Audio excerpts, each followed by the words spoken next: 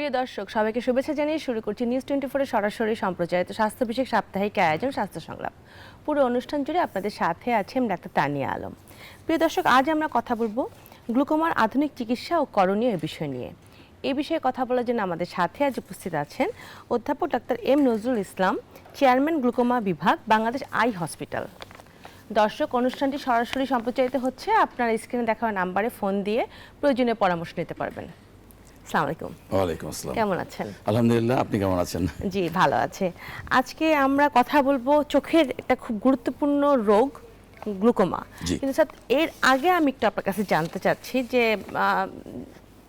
বয়স যখন একটু বাড়ে কারো, তখন কিন্তু চোখের একটা দেখা যায় যে পাওয়ারে একটা সমস্যা হয়, এবং দেখা যায় এখন তো ছোটবেলাতেই অনেকে দেখা যায় পাওয়ারের সমস্যা হয়, এবং সারা বছরই কারো না কারো চোখে কোনো না কোনো সমস্যা হয়। তো চোখের কিছু কমন রোগের নাম বলবেন যে কারণে রোগীরা আপনাদের কাছে আসে? জি, অনেক ধন্যবাদ ডক্টর তানিয়া। আপনি ঠিকই বলেছেন যে বাংলাদেশে চোখের রোগ তো প্রথম থেকেই শুরু হয়, যে পাওয়ার যেটা বলেছেন, কিন্তু বয়সের সঙ্গে সঙ্গে কয়েকটা রোগ বাংলাদেশে বেশি দেখা যায়। তার মধ্যে এক নম্বরে বলবো চোখের ছানি রোগ বা ক্যাটারাক্ট। 2 নম্বরে আসে চোখের গ্লোকোমা, বা যেটা আজকে আলোচনার একটা বিষয়, চোখের প্রেশার থেকে যে রোগটা হয়। এরপরে বেশ কমন আজকাল আমরা পাচ্ছি যেটা কর্নিয়াল আলসার, বা চোখের যে প্রদাহ যেটা হয়, কর্নিয়ার প্রদাহ হতে পারে, যে নেত্রনালীর প্রদাহ, এগুলো আসছে, চোখের প্রদাহ আসছে। আর একটা হলো যে ডায়াবেটিস থেকে কিন্তু চোখের নানা রকম সমস্যা হয়। চোখের ছানি পড়া থেকে সেগুলো রেটিনোপ্যাথি, ডায়াবেটিস থেকে গ্লোকোমা, নানা রকম প্রবলেম হয়। তো বয়সের কারণে এজ রিলেটেড ম্যাকুলার ডিজেনারেশন একটা রোগ আছে, এগুলো হতে পারে। These are more common diseases বাংলাদেশে যেটা আমরা পাই। দেখা যায় যে আমাদের এই যে চোখ যখন আমরা দেখতে পারি তখন হয়তো বা তার এরকম কদর থাকে না, যখন তার কোনো ধরনের কোনো সমস্যা হয় তখন কিন্তু দেখা যায় জেনারেল, এবং অন্ধত্ব অনেক সময় হয়ে যায়। সারা দেখা যায় যে একটা সময় পর্যন্ত পুরো সময় খুব ভালো দেখছে, হঠাৎ করে অন্ধত্ব হয়ে যেতে পারে। পার্মানেন্ট ব্লাইন্ডনেস, কনজেনিটাল ব্লাইন্ডনেস সেটা আলাদা, কিন্তু অন্ধত্ব যখন কেউ নিয়ে মানে তার কারো জীবনে অন্ধত্ব চলে আসে, সেটা কিন্তু খুব ভয়ঙ্কর একটা জিনিস। তো হঠাৎ করে যদি কারো চোখে অন্ধত্ব হয়, এটা কি কোনো কারণ আছে কিনা? অবশ্যই কারণ আছে।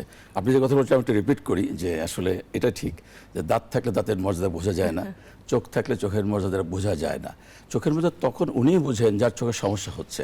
যিনি চোখে দেখতে পাচ্ছেন না, তিনি আসলে চোখের কদরটা বেশি উপলব্ধি করেন। তো আপনি যেটা প্রশ্ন করেন, হঠাৎ করে না দেখার কিছু কিছু কারণ আছে। তার মধ্যে একটি হলো ডায়াবেটিক থেকে রক্তক্ষরণ হলে হঠাৎ করে দেখা যায় না। চোখের নার্ভ কোনো কারণে যদি শুকিয়ে যায়, হঠাৎ করে ইনফেকশন হয়, তাহলে হঠাৎ করে দেখা যায় না। আর কিছু কিছু গ্লোকোমা আছে যেটা আমরা আলোচনা করব, এটা যদি অ্যাডভান্স স্টেজে চলে যায় তাহলে মানুষ হঠাৎ করে ব্লাইন্ড হয়ে যেতে পারেন। চোখের ছানি অনেক পেকে গেছে, তখন দেখতে পারেন না। এরকম নানা রকম কারণে আসলে হঠাৎ করে হয়। আর আমি যদি আরেকটু অন্যভাবে বলি, যে গ্র্যাজুয়ালি ডিমনেস, আস্তে আস্তে কমেছে, সেটা কি? সেটা হলো চোখের ছানি, গ্লোকোমা, রেটিনার প্রবলেম, এগুলো কিন্তু আস্তে আস্তে মানুষ কম যায়। মানে একটা তো হঠাৎ করে হতে পারে, আবার স্লোলি, যেটা আসলে এটাই সব বেশি পাওয়া যায়। এবং এটাতে কি দেখা যায় যে অনেক সময় রোগীরা বুঝতে পারে না তার যে ব্লাইন্ডনেসের দিকে যাচ্ছে, আপনাদের কাছে যায় তখন দেখা যায় যে একটা মানে খুব কমপ্লিকেটেড ওয়েতে যায়। এই যে বারে আমরা বলছি গ্লুকোমা রোগটা যাদের আছে তারা জানে, যাদের নেই তারা কিন্তু এখনো বেশি এক্সপেরিয়েন্স করতে পারেনি।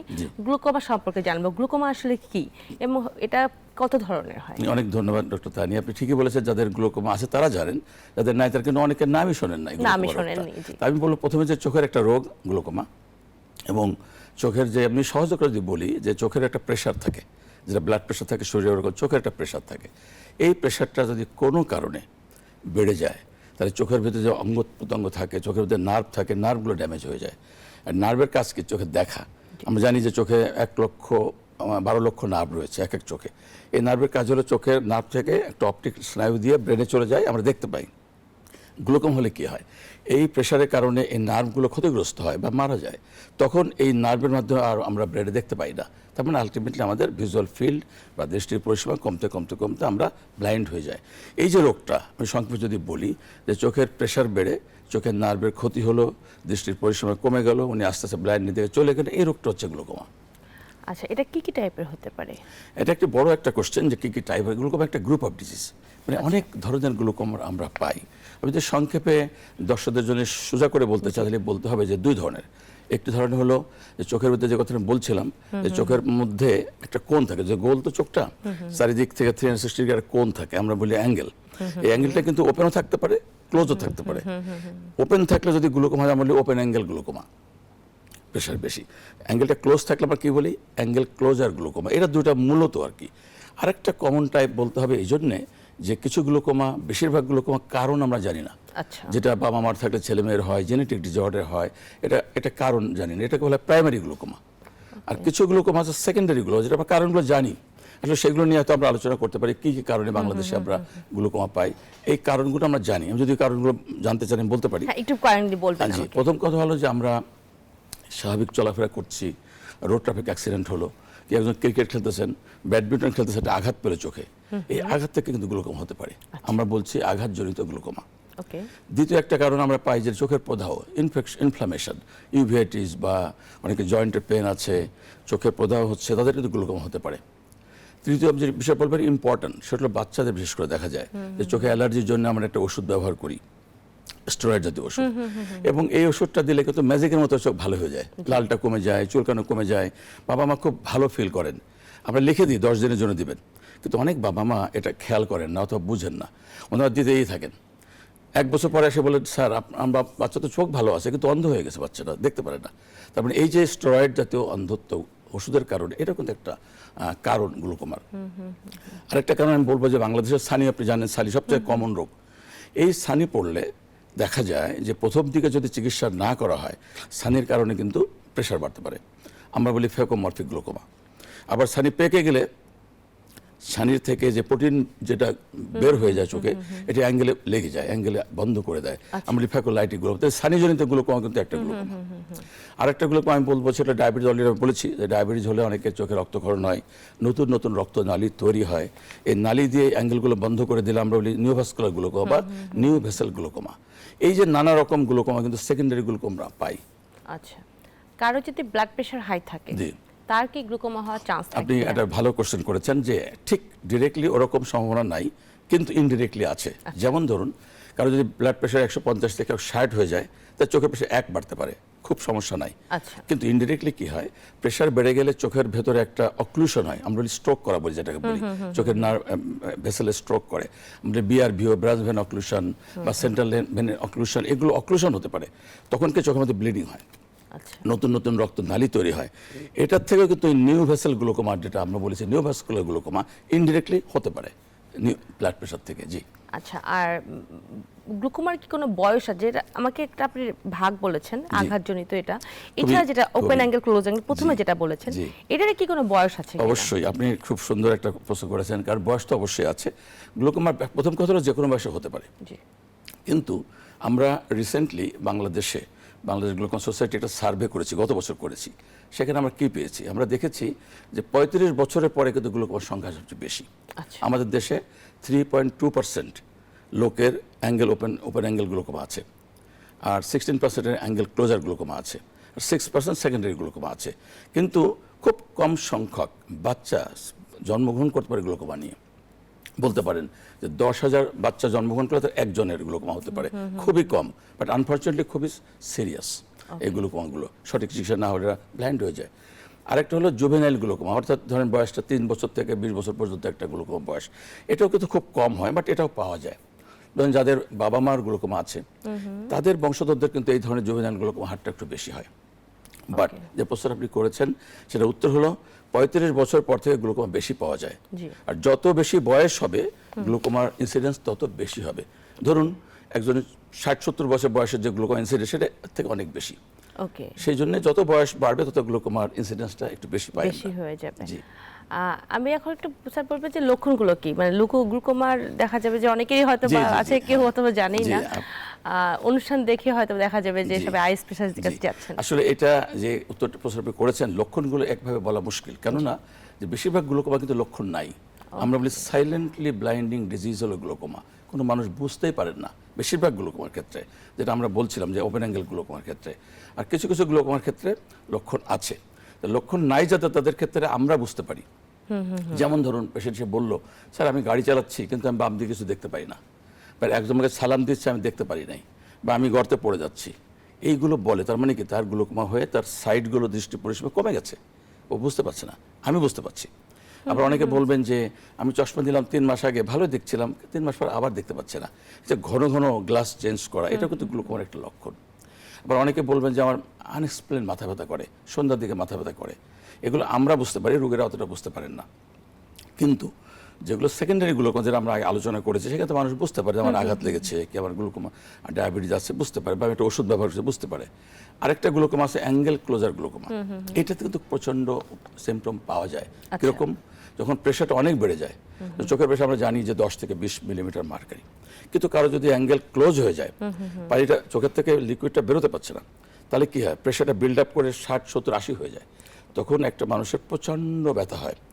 রোগীর এমনও হয়েছে যে ব্যথা তার মাটিতে গড়াগড়ি করছে, চোখে দেখা বন্ধ হয়ে গেছে, চোখে দেখতে পাচ্ছে না, চোখটা লাল হয়ে গেছে, ফুলে গেছে। এই যে সিমটমগুলো হয়, এটা হলো অ্যাকুট অ্যাঙ্গেল ক্লোজার গ্লুকোমাতে আমরা পাই। এবং আমরা বলি যে টেলিফোনে আমরা বুঝতে পারি যে এই রোগটা হয়েছে যখন এই কথাগুলো বলেন। তো এগুলো খুব কম, ফরচুনেটলি এগুলো খুবই কম। আনফরচুনেটলি এই যে সিমটম নাই, অ্যাসিমটমেটিক গ্লুকোমার সংখ্যায় বাংলাদেশে সারা ওয়ার্ল্ড ওয়াইড বেশি পাওয়া যায়। সবসময় আর যেটা সিমটম নেই, লক্ষণ নেই, সে হবে। তাহলে একজন পেশেন্টের গ্লুকোমা ডেভেলপ করছে, সে কিভাবে বুঝতে পারবে? ডাক্তারের কাছে গেলেই তো বুঝতে পারবে, কিন্তু ডাক্তারের কাছে তো নরমালি কেউ যায় না। চোখে যখন সমস্যা না হয় তাহলে কেউ যায় না, সেক্ষেত্রে কি করা উচিত? আপনি খুব ইম্পর্ট্যান্ট একটা প্রশ্ন এখানে করেছেন, যে এজন্যই কিন্তু আমরা যারা গ্লুকোজ স্পেশালিস্ট আছি, বা আমাদের সোসাইটি যারা বাংলাদেশ গ্লুকোজ সোসাইটি, চেষ্টা করছি সচেতনতা বাড়াবার জন্য। প্রতি বছর আমরা মার্চ মাসে বাংলাদেশে সোসাইটি যারা আমরা করি, যে বিশ্ব গ্লুকোমা সপ্তাহ উদ্বোধন করি, বিশ্ব গ্লুকোমা দিবস উদযাপন করি। কেন করি? To increase awareness. অর্থাৎ আপনি যেটা বললেন যে মানুষ তো বুঝতে পারছেন না, তাই উনি বুঝবেন কি করে গ্লুকোমা হচ্ছে। উনি তো এক্সট্রিম পর্যায়ে না গেলে, যেমন ধরুন আমি যেটা বলছিলাম যে 100 ভাগ দৃষ্টি পরিষেবা আমরা কমতে কমতে 80 ভাগ বুঝতে পারবেন না, 50 ভাগ বুঝতে পারবেন না, যখন আরও কমে যাবে তখন বুঝতে পারবেন। তাহলে আগে বোঝার উপায়টা হলো ডাক্তারের কাছে যেতে হবে। এই যে বলছি 35 বছর বয়সের পরে যখন সাধারণত একটা রোগ, কিন্তু আপনারা জানেন যে চশমার জন্য যেতে হয় ডাক্তারের কাছে, চোখের ডাক্তারের কাছে, তখন যে বলবেন আচ্ছা আমার গ্লুকোমা চেক করে দেন। যদিও আজকাল চোখের ডাক্তাররা দেখবেন যে একজন রোগী যখন যায়, তখন আমরা প্রথমে চোখের প্রেশারটা মাপি, চোখের পাওয়ারটা মাপি, তারপর যখন আমার ক্ষেত্রে আমি একজন অ্যাসিস্ট্যান্ট ডক্টর দেখে, তারপর আমি দেখি। তারপরে এই যে 4টা-5টা জায়গায় কিন্তু গ্লুকোমা অলরেডি এক্সপ্লোর হয়ে যায় আমাদের ক্ষেত্রে। বাট তারপর যদি না হয়, ডাক্তার জিজ্ঞেস করতে পারেন যে ডাক্তার সাহেব আমার কি শুনেছি গ্লুকোমা আমার কি আছে কিনা। উনি হয়তো বলবেন 80% ক্ষেত্রে বলছেন না আপনার কোনো সমস্যা নেই, ব্যাস আপনি হ্যাপি হয়ে গেলেন। কিন্তু জিজ্ঞেস করা ভালো। আমাদেরও ডাক্তারদের উচিত যে গ্লুকোমা আছে কিনা বলে দেওয়া ভালো, যে আপনার গ্লুকোমাটা নাই, এটা বলে দেওয়া ভালো। এটা ছাড়া আসলে বোঝার চেকআপটা করে ফেলা ভালো, যেটা হচ্ছে প্রেসার দেখে দেন আপনারা। আমরা তো অনেক কিছু দেখি, আচ্ছা অনেক কিছু দেখি। যদি আমি যদি বলি যে সন্দেহ করি যে কারো গ্লুকোমা হচ্ছে, বা যদি কোনো বয়সটা আপনাদের কাছে মনে হয় যে এই বয়সে পরে এসেছে। জি, আপনার কথা যে বলি যে সংক্ষেপে যদি বলি, আমরা ক্লিনিকের 3-4টা জিনিস দেখি। যে কোনো পেশেন্ট আসুক না কেন, তার চোখের প্রেশারটা দেখি, পাওয়ারটা দেখি কতটুকু আছে, চোখের ভেতরে যে ডিস্ক, যেটা আমরা আগে বলছিলাম নার্ভের যে হেড, এই ডিস্কটা কোনো ক্ষয় হয়েছে কিনা সেটা আমরা নর্মালি দেখি। চোখের অ্যাঙ্গেলটা গনিওস্কোপি নর্মালি করি। আমাদের মেশিনে সেন্ট্রাল কর্নিয়ার থিকনেস, সিসিটি বলি, যে চোখের কর্নিয়ার যে থিকনেস, এই 4-5টা জিনিস আমরা ক্লিনিকে দেখে ফেলি, প্রত্যেকটা রোগী দেখে ফেলি আমরা। কিন্তু যদি কোনো রকম সন্দেহ করি যে গ্লুকোমা আছে কিনা, তখন আমরা কয়েকটা টেস্ট লিখিত দিই। যেমন ধরেন চোখের ভিতরে ফটোগ্রাফি, কালার ফটোগ্রাফি দেখে আমরা বুঝতে পারি যে তার নার্ভের অবস্থা কি। 2 নম্বর চোখের যে ভিজুয়াল ফিল্ড অ্যানালাইসিস, যেটা বলছিলাম আমরা, দৃষ্টির পরিসীমাটা একটা মেশিনে করতে দিই, আসলে কমেছে কিনা। 2, 3 নম্বর হলো সবই ঠিক আছে, তখন দিই যে তার কি আরও কোনো আর্লিয়েস্ট গ্লুকোমা আছে কিনা।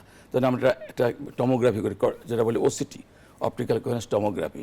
এটা কিছু সিটি স্ক্যানের মতো, স্ট্রাকচারগুলো ভালো করে দেখা যায়। খুবই আর্লিয়েস্টে যদি গ্লুকোমা হয়, তাহলে রেটিনাল লেয়ারগুলো পাতলা হয়ে যায়। পাতলা হয়ে গেলে আমরা ওসিটিতে দেখতে পারি, তখন আমরা বলতে পারি হ্যাঁ আপনার 10% ড্যামেজ হয়েছে, আপনার এখনো ভিজুয়াল ফিল্ড ভালো আছে।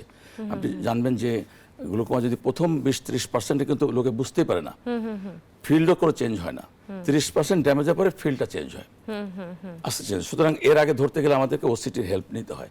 ওসিটি করলে আমরা বুঝতে পারি। তো এই পরীক্ষাগুলো করলে বাংলাদেশে 100% ক্ষেত্রে আর্লিয়েস্ট স্টেজে গ্লুকোমা ডায়াগনোস করা সম্ভব হয়। যদি কারো ডায়াবেটিসের কারণে গ্লুকোমা হতে পারে, জি, রিলেশনটা কি রকম? সাধারণত ডায়াবেটিস হলে, যে আপনি জানেন যে ছোট ছোট রক্তনালী স্বল্পতা হয়, এখানেও কিন্তু ডায়াবেটিক রেটিনোপ্যাথি সেই কারণে হয়। তো যখন রেটিনোপ্যাথি হয়, তখন রেটিনার যে রক্ত যে সরবরাহটা এটা কমে যায়। কমে গেলে আল্লাহ তাআলার নির্দিষ্ট নিয়ম অনুযায়ী যেখানে রক্ত কমে গেছে, নতুন করে রক্তনালী তৈরি হয়। তৈরি যেটা হলো এটা কিন্তু অ্যাবনর্মাল, এবং এটা ফেটে যায়।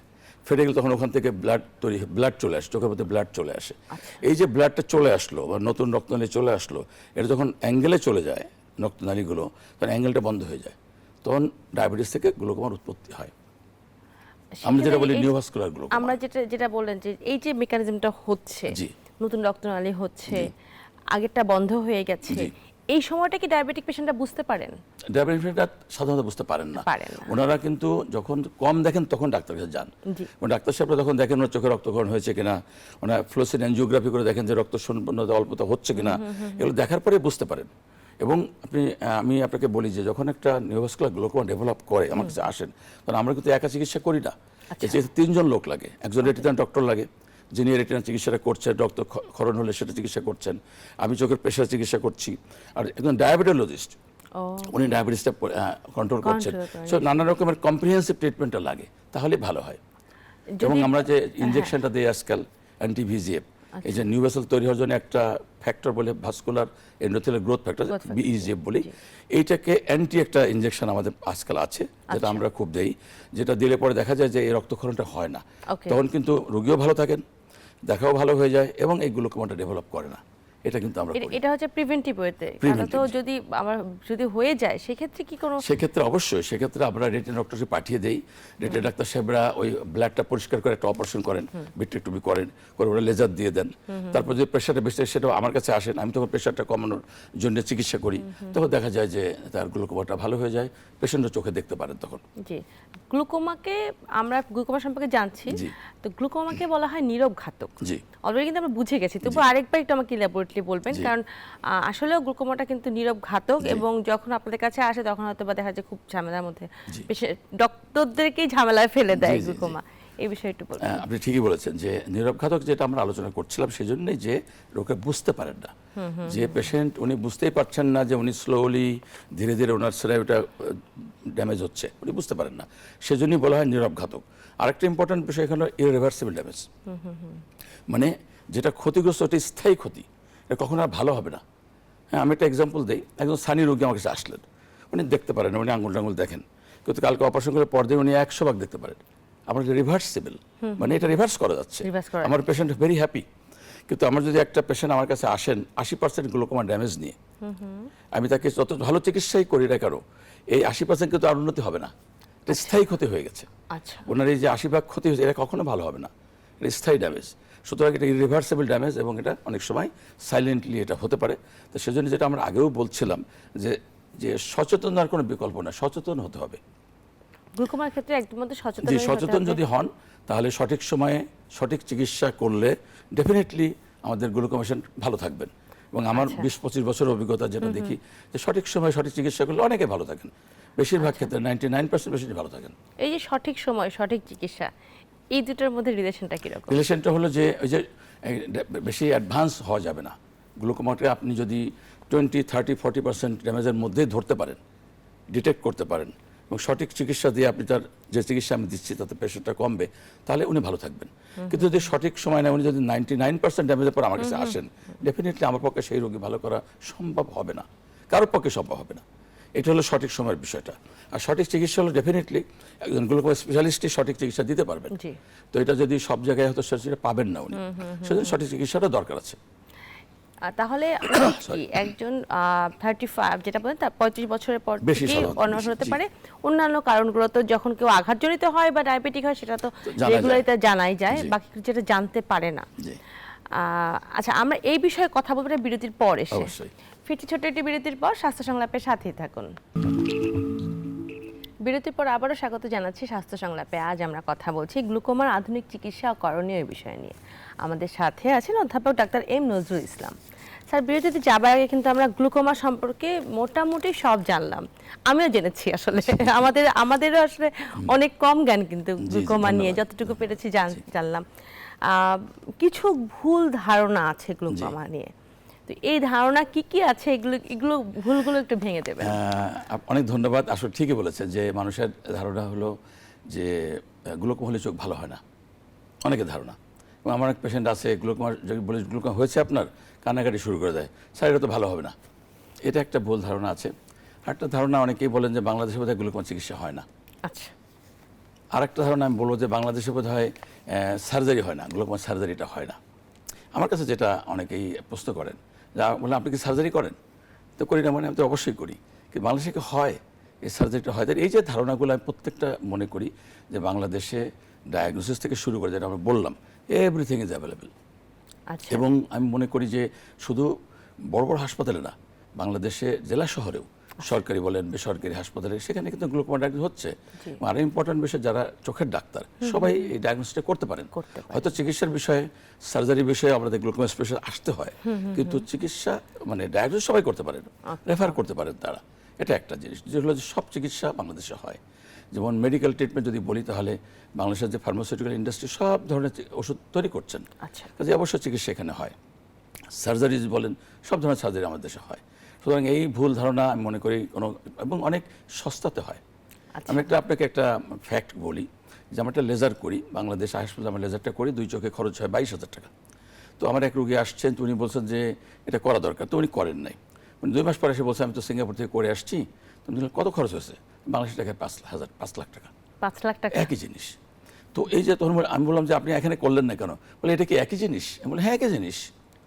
তো এই যে জিনিসটা ভুল ধারণা যে এই জিনিসটা বোধহয় মানুষের নাই, কিন্তু আপনি জানবেন যে এটা সেম মেশিন।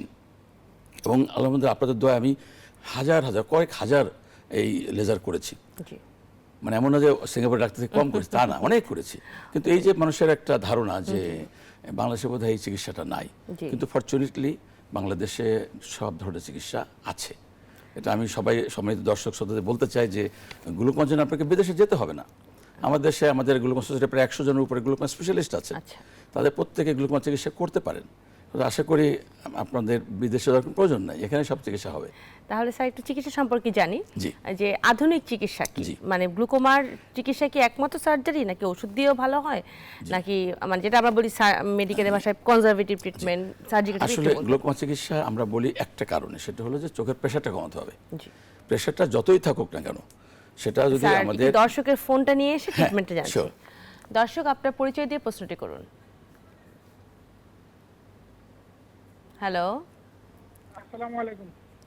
দর্শক একটু জোরে বলবেন, আপনার পরিচয় দিয়ে প্রশ্নটি করুন। আমি মোহাম্মদ ফিরোজ হোসেন, নোয়াগাঁ পোষা থানা থেকে বলছিলাম। জি, প্রশ্নটি বলুন। আমার বয়স 44। আমি স্যারের কাছে চোখে মানে নরমাল প্রেসার জানতে চাচ্ছি। নরমাল প্রেসার জানতে চাচ্ছেন? নরমাল প্রেসার, ধন্যবাদ দর্শক। 10 থেকে 20 মিলিমিটার মার্কারি নরমাল চোখের প্রেসার সাধারণত থাকে আর কি। জি, মানে এইটুকু জানতে চাচ্ছেন। আচ্ছা, আমরা জানলাম যে চিকিৎসা যেটা আপনার বলেছেন, ওই যে কথার প্রশ্নটা করলেন ভাই, যেটা করলেন যে এই প্রেশারটা 10 থেকে 20 মধ্যে রাখতে হবে। এখন কোনো পেশেন্টের প্রেশার কত হবে এটা ডিপেন্ড করে তার অবস্থার উপরে।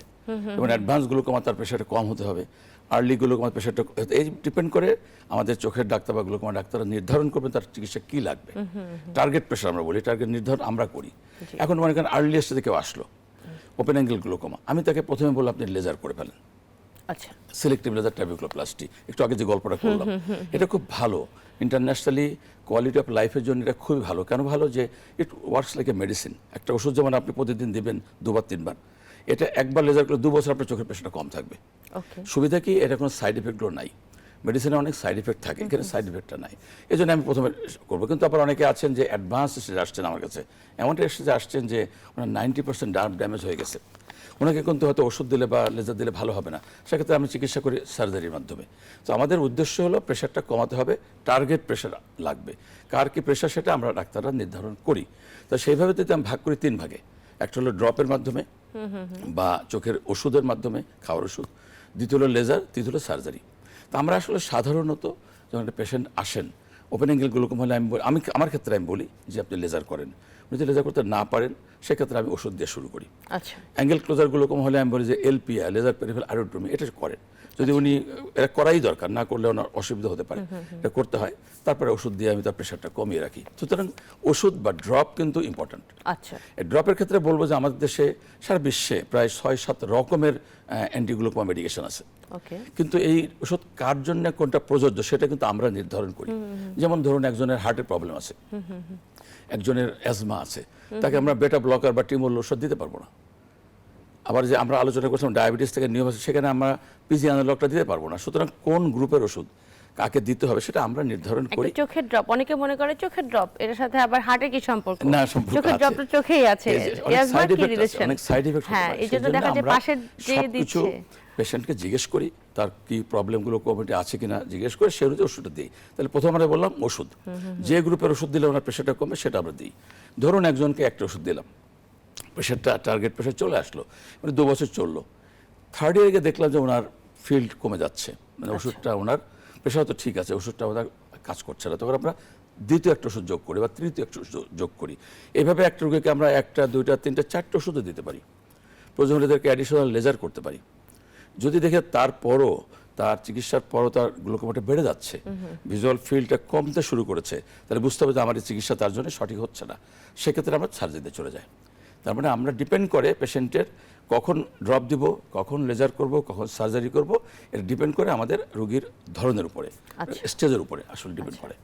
সার্জারিটা যে করা হয়, লেজার যেটা করা হয় সেটা তো ডে টু ডে, মানে যেদিন করে সেদিন চলে যেতে পারবে। সার্জারির ক্ষেত্রে এটা কতটুকু মানে কমপ্লিকেটেড ওয়ে মানে হয়? ডেফিনেটলি, ধন্যবাদ প্রশ্নটা করবেন। ডেফিনেটলি সার্জারি তো একটা ইনভেসিভ প্রসিডিউর, সেখানে আমাদের যেমন ফ্যাগো সার্জারি আমরা করছি সেখানে কিন্তু কাটাকাটি নেই, না, একটা ছিদ্র করে দিচ্ছি, উনি সঙ্গে সঙ্গে চলে যাচ্ছেন, 10 মিনিট পরে চলে যাচ্ছেন। কিন্তু গ্লুকোমা অপারেশন করার পরে একটা ইনসিশন দরকার হয়, তারপরে আমরা চোখের ভেতরে একটা ফ্ল্যাপ তৈরি করি, করে মাঝখানে একটা অংশ আমরা কেটে একটা নালীর মতো করি, একটা ফিস্টুলা বলতে পারেন বা একটা বাইপাস বলতে পারেন, এটা ট্রাবিকুলেক্টমি যেটা আমরা করি। বাইপাস করলে কি হয়, চোখের পানিটা বা চোখের ফ্লুইডটা, আমরা অ্যাকোয়াস হিউমার, এটা ওই ছিদ্র দিয়ে বের হয়ে আসে, চোখের পাশে একটা জায়গায় জমে যায়, এটা আমরা বলি ব্লেব, এই ব্লেবে জমে থাকে, এখান থেকে রক্ত মিশে যায়, এ হলো সার্জারি একটা, এটাকে বলে আমরা ট্রাবিকুলেক্টমি বা ফিল্ট্রেশন সার্জারি যাই বলেন বা বাইপাস সার্জারি, এটা করি। সাধারণত আমরা বলবো যে 90% গ্লুকোমা অপারেশন এটাই করা হয়, এতে করে রোগীর কী হয়, প্রেশারটা কমে যায় সাধারণত। এটা ছাড়াও আমরা দেখা যায় যে অনেক পেশেন্টের এতে কাজ হচ্ছে না, তখন আমরা ভালভ ইমপ্ল্যান্ট করি বা নন ভালভ ইমপ্ল্যান্ট করি। সেক্ষেত্রে কি করি, আমরা একটা ভালভ কিনতে পাওয়া যায়, আহমেদ ভালভ আছে, পল চুব ভালভ আছে, বিভিন্ন রকম ভালভ বাজারে পাওয়া যায়, ইন্ডিয়ান একটা ভালভ আছে আরডি ভালভ, এটা আমাদের আছে। তো এগুলো আমরা ভালভ লাগিয়ে দিলে কি হয়, একটা টিউব থাকে, টিউবটা চোখের মধ্যে আমরা প্রবেশ করিয়ে দিই, চোখের পানিটা টিউবের ভেতর থেকে ভালভে ঢুকে যায়, ভালভ তখন প্রেশারটা নিয়ন্ত্রণ করে যে কতটুকু তার প্রেশার দরকার, 8-10 মিলিমিটার সে নিয়ন্ত্রণ করতে পারে। এটা আমরা করি কখন, যখন দেখি যে আমাদের স্বাভাবিক যে গ্লুকোমা সার্জারিটা ফেল করছে বা কাজ করছে না, বা পেশেন্টের হয়তো 5 বছর করেছে, 10 বছর করেছে, তারপরে প্রেশারটা বেড়ে যাচ্ছে, তখন করি। তো বিভিন্ন রকম সার্জারি আছে। আবার আজকাল যেটা আমরা করি মিনিমালি ইনভেসিভ গ্লুকোমা সার্জারি, যেটা আমাদের দেশে আমরা শুরু করেছি এবং বিদেশে উন্নত দেশে এটা করা হচ্ছে। কিন্তু সমস্যা হলো যে এটা অনেক এক্সপেন্সিভ, যে কারণে বাংলাদেশে যদি ওই সমস্ত স্টেন্ট আমরা আনতে যাই, তা দেখা যায় $2000-3000 ওগুলো খরচ হবে। একটা অপারেশন প্রায় 3-4 লাখ টাকা খরচ, এটা আমাদের দেশের লোকের পক্ষে কখনোই বেয়ার করা সম্ভব হয় না। এই জন্য খুব অল্প লোক যারা পারে তাদেরকে আমরা করছি। তো আদারওয়াইজ আমাদের মূলত এই দুটো সার্জারি আমরা করে থাকি, আর যারা পারে তাদের আমরা মিনিমালি ইনভেসিভ গ্লুকোমা সার্জারি করছি। কিন্তু এমন না যে বিদেশে হচ্ছে আমরা করছি না, সবই হচ্ছে আমাদের দেশে, আমাদের সবই হচ্ছে। তা এখনো কিন্তু এই যে চোখের চিকিৎসা করার জন্য বিদেশে যাচ্ছে, মানে এখনো কি কিছু বাকি আছে যেটা আমাদের দেশে নেই, বিদেশে আছে? মানে আমি বলবো যে চোখের যে চিকিৎসা আমরা করছি, specially phaco surgery, glaucoma surgery, retina surgery, cornea surgery, সবই অ্যাট পার ইন্টারন্যাশনাল স্ট্যান্ডার্ড। এখানে আমি মনে করি না যে বিদেশে যেতে হবে। এবং আপনি শুনে খুশি হবেন যে এখন আমাদের দেশে কিন্তু অনেক লোক যারা আগে বিদেশে চিকিৎসা করতেন, এখন আমাদের কাছে ফ্যাগো করছেন, আমাদের কাছে গ্লুকোমা অপারেশন করছেন এখন। সো আমরা ভালো লাগে যে না, তাদের এই কনফিডেন্সটা ডেভেলপ করেছে বাংলাদেশে। কিছু যেমন বললেন যে লেজার তো একটা মেশিন দিয়েই করা হয়, মেশিন দিয়ে করা হয়। সেক্ষেত্রে উন্নত বিশ্বের মেশিনের সাথে আমাদের দেশের মেশিনের কোনো ডিফারেন্স নেই। কারণ আমি সাপোজ যে মেশিনটা ইউজ করছি এখানে, এসএলটি, এটা লুমিনিজ একটা কোম্পানি, আমেরিকান কোম্পানি, এই মেশিনটাই সবচেয়ে ভালো লেজার করে, আচ্ছা, যেটা বাংলাদেশে আসলে আমাদের আছে। এই মেশিনটা সিঙ্গাপুরে আছে। ডিফারেন্স হলো আমরা নিচ্ছি $200, ওরা নিচ্ছে $4000-5000। ডিফারেন্স হলো এখানে, আর কিছু না। আরেকটা বিষয় বলি যে আমাদের ফ্যাগো সার্জারি আমরা করছি, কোয়ার্টারে ফ্যাগো মেশিন, যেটা সারা বিশ্বে খুবই কয়েকটা মাত্র আছে, সেই মেশিনও কিন্তু আমাদের দেশে আসছে। আচ্ছা, 3D মাইক্রোস্কোপ। আজকাল আগে আমরা অপারেশন করতাম এইভাবে, এখন আমরা টিভির দিকে তাকিয়ে থেকে অপারেশন করি। এই যে সার্জারিগুলো হচ্ছে, আমি একটা আপনাকে গল্প বলে, আমি গত বছর আমরা একটু বিরতি নিয়ে আসি, এরপরে এসে কথা বলবো। আচ্ছা, শিওর। ফিরছি ছোট্ট একটি বিরতির পর, স্বাস্থ্য সংলাপের সাথেই থাকুন।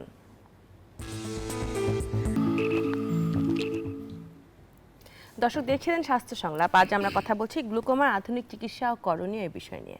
আমাদের সাথে আছেন অধ্যাপক ডক্টর এম নজরুল ইসলাম।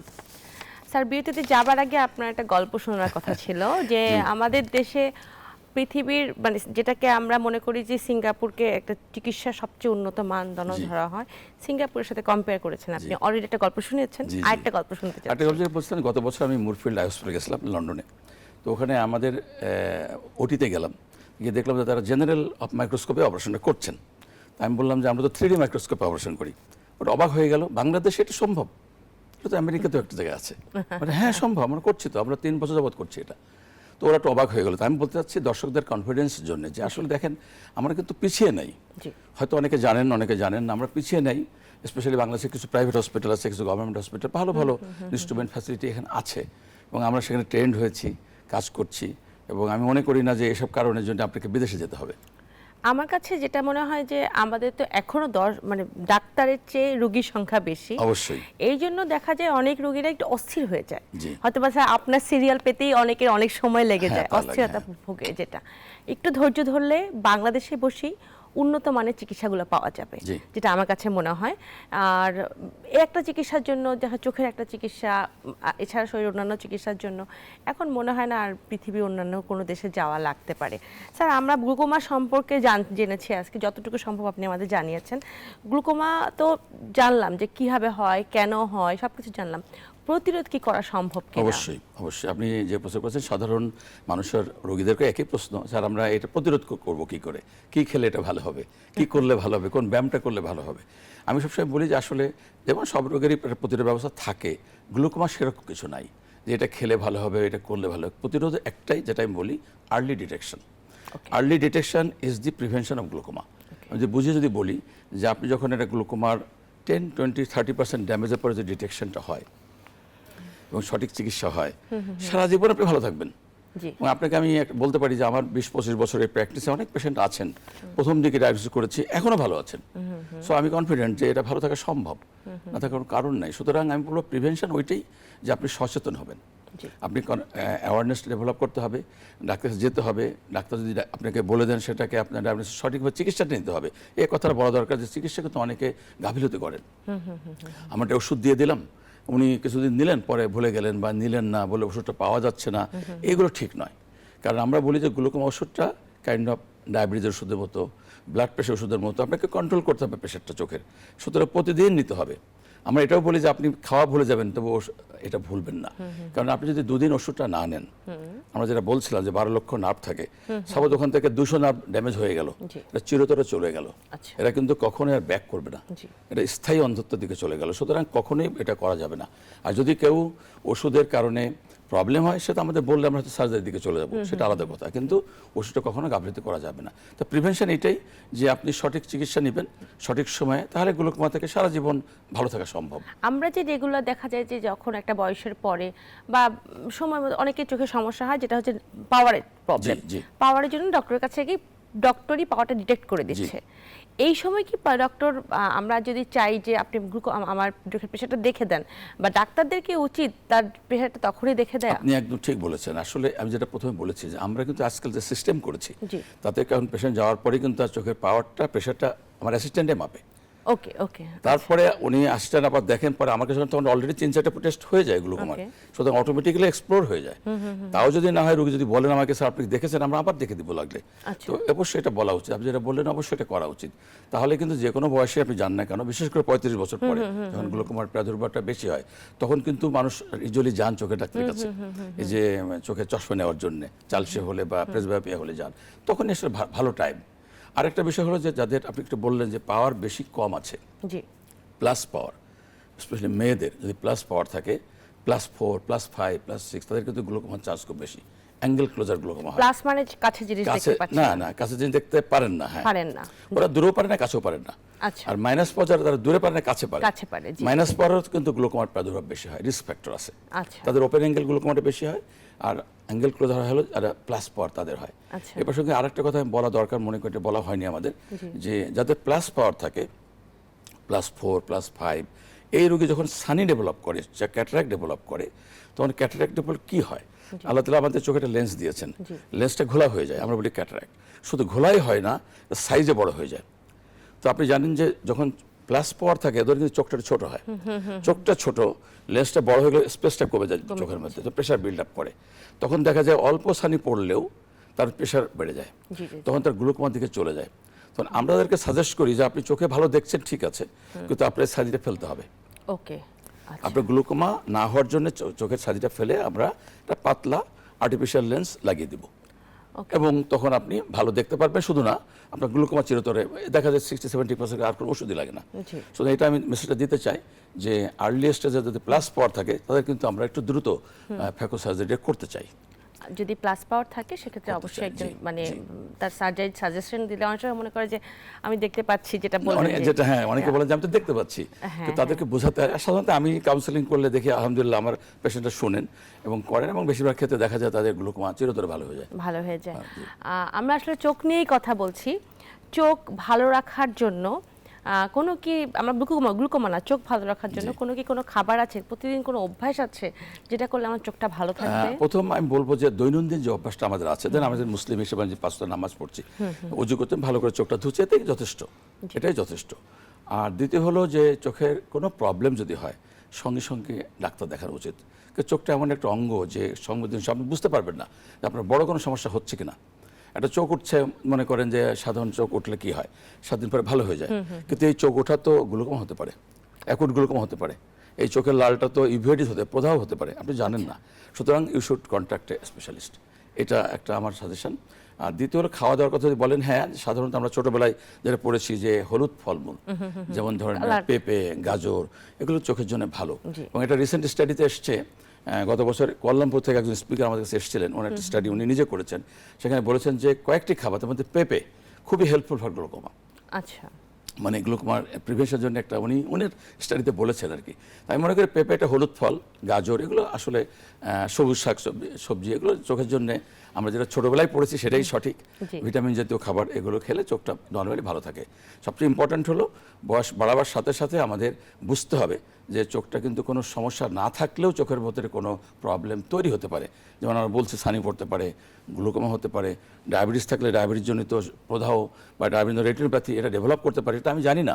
রোগীরা কিন্তু অ্যাডভান্স স্টেজে আগে বুঝতে পারেন না, সুতরাং তাদের উচিত হবে প্রতি বছর একবার করে কোনো সমস্যা ছাড়াই ডাক্তার দেখানো উচিত। আমরা যে এখন গ্যাজেট নির্ভর হয়ে গেছি, সারাক্ষণ মোবাইলটা চোখের একটা, যেটা আগে বলা হতো একটা ডিস্টেন্স মেনটেন করে কিছু রাখা, কিন্তু মোবাইলটা কিন্তু চোখের অনেক কাছে থাকে, প্লাস আমরা কম্পিউটারও আমাদের অনেক কাছে থাকে, তো সেক্ষেত্রে গ্যাজেটের কোনো ইফেক্ট পড়ছে কিনা? অনেক ধন্যবাদ এই প্রশ্ন করার জন্য। এটা কিন্তু একটা খুব কমন একটা প্রবলেম, স্পেশালি আমাদের ছোট ভাই বোনদের জন্য, ইয়ংদের জন্য, যে তারা অনেক গ্যাজেট নির্ভর, অনেক ল্যাপটপ ইউজ করেন, ফোন ইউজ করেন, পিসি ইউজ করেন, যে কারণে ওদের একটা সমস্যা আমরা নাম দিয়েছি বা সারা দুনিয়াতে নাম দিয়েছে কম্পিউটার ভিশন সিনড্রোম, সিবিএস, কম্পিউটার ভিশন সিনড্রোম। কী হয় এখানে? প্রথম কথা হলো যে ওনারা আনএক্সপ্লেন মাথা ব্যথা বলেন, তা বলেন আমার চোখ ব্যথা করছে, চোখটা জ্বালা পোড়া করছে। তো কি হয় এখানে, যে অনেকক্ষণ ধরে কাজ করলে, তাকিয়ে থাকলে চোখের পানি কমে যায়, চোখের যে নর্মাল ওয়াটার যেটা আমরা ব্লিঙ্কিং করলে হয়, এটা ব্লিঙ্কিং কমার থাকার কারণে পানিটা কমে যায়, চোখটা ড্রাই হয়ে যায়। ড্রাই হয়ে গেলে তখন দেখা যায় তার চোখটা জ্বালা পোড়া করছে, চুল কাটছে, ভালো লাগছে না, এবং স্ট্রেনের কারণে তার মাথা ব্যথা হয়, এগুলো হতে পারে। তো এগুলোর জন্য প্রথম কথা হলো আমরা যেটা বলি যে কম্পিউটার ভিশন সিনড্রোমের জন্য আজকাল গুগলে অনেক কিছু আছে, আমার কিছু বই লেখা আছে, বইয়ের মধ্যে আমরা দিয়েছি, আমার ওয়েবসাইটেও দিয়েছি। সেটা হলো যে ডিস্টেন্সটা ঠিক থাকতে হবে, আপনার ল্যাপটপ বলেন, সিসি বলেন, এটা পার্টিকুলার ডিস্টেন্স থাকতে হবে। এবং অনেক সময় বলে আপনি এখানে বসে আছেন, কম্পিউটার এখানে আছে, এরকম করে বসছেন, এটা হবে না, সোজা তাকাতে হবে। 2 ঘন্টা পর পর আপনাকে চোখের বিশ্রাম দিতে হবে, যে আপনি 5 মিনিটস একটু বিশ্রাম দিবেন, তারপরে আবার কাজটা শুরু করলেন, একটু গ্রিন দেখলেন, বাইরে জানলা দিয়ে দেখলেন, আবার চলে আসলেন, তাহলে ভালো হয়। আরেকটা ইম্পর্ট্যান্ট বিষয় হলো যে অনেকের অল্প অল্প পাওয়ার থাকে, মনে করেন 0.5 -1 90 ডিগ্রি একটা পাওয়ার আছে, এদিকে উনি দেখতে পারেন, কোনো সমস্যা ওনার নাই, দূরে দেখতে পারেন, টিভি দেখতে পারেন, একটু কুচকায় দেখতে পারেন, এটা কিন্তু একটা অভ্যাস। এবং এই ধরনের পেশেন্টে যদি উনি অনেকক্ষণ গ্যাজেটে কাজ করেন, তাহলে পরে ওনাদের কিন্তু এই প্রবলেমটা বেশি হয়, কমপ্লিকেট বেশি হয়। তাদের জন্য আমাদের সাজেশন হচ্ছে আগে চশমাটা দিতে হবে, আপনার রিফ্রাকশন করে আপনার এক্স্যাক্টলি যে পাওয়ারটা আসছে, কোনো অ্যাঙ্গেল পর থাকতে পারে, সিলিন্ডার পর, সেটা সহ আপনি কম্পিউটার কাজটা করবেন, ডেফিনেটলি আপনার চোখের অনেক হেল্প হবে। জি স্যার, আমরা অনুষ্ঠান একদমই শেষ পর্যায়ে চলে এসেছি, আপনাকে অনেক ধন্যবাদ আমাদের অনেক গুরুত্বপূর্ণ কিছু প্রশ্নের উত্তর দিলেন। আপনাকে ধন্যবাদ, আপনার মাধ্যমে আমি মনে করি যে নিউজ 24-এর সমৃদ্ধ দর্শক শ্রোতা যারা আজকে শুনলেন দেখলেন, তাদেরকে আমি ধন্যবাদ জানাচ্ছি। দর্শক দেখছিলেন স্বাস্থ্য সংলাপ, আজ এখানে শেষ করছি। আশা করি করি আগামী অনুষ্ঠানে আবারও দেখা হবে অন্য কোনো বিষয় নিয়ে। সেই পর্যন্ত ভালো থাকবেন, সুস্থ থাকবেন।